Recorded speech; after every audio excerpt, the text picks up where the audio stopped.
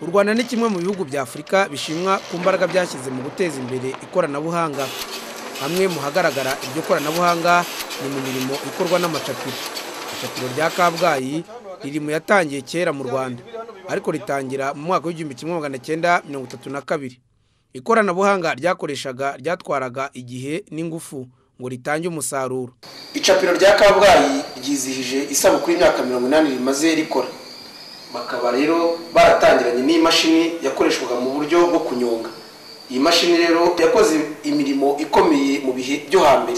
Umuyobozi w'icapiro rya Kabgayi Padiri Kimana Jean Paul avuga ko iri capiro ryagiye ryiyubaka bitewe nuko igihugu cyagendaga cyubaka mu nzego zitandukanye. 52 noneho habaye ikintu umuntu yakwita une revolution, kuko bazanye noneho imashini batanyonga cyangwa bakoresha ku buryo bwa gikorikori niko umuntu yavuga.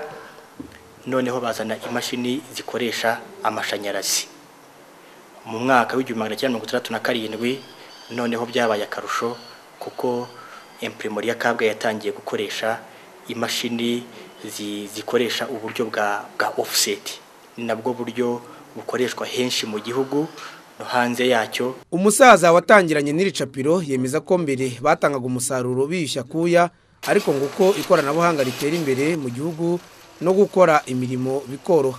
Wari umwanditsi w'igitabo yandikaga n'umukono we, noneho byaza directeur y'imprimerie akaba ari twandikira ubwoko bw'inyuguti tuzandika, ubwoko bw'inyuguti dukoresha.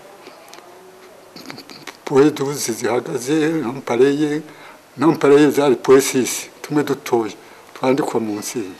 Bityo aho kabari two rero noneho kubwira abandi gukoresha bandika hanyuma bikajya mu mashini. Ubu n'ibyo urebye mu mpimori nuko twakoraga.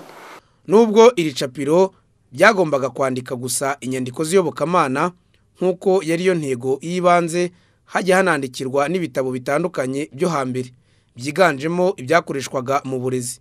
Gusa amateka y'iri capiro nta nyandiko afite yihariye yerekana urutonde rw'inyandiko zahandikiwe zagiye zikoreshwa mu itangazamakuru ritandukanye. Gusa abarizi imbere n'abarizi ubu bakemeza ko riri muri bimwe mu bintu byatangwaho urugero rw'ukuntu u Rwanda rutera imbere mu ikoranabuhanga. Nkubito Kandidatiyeri, Televiziyo y'u Rwanda.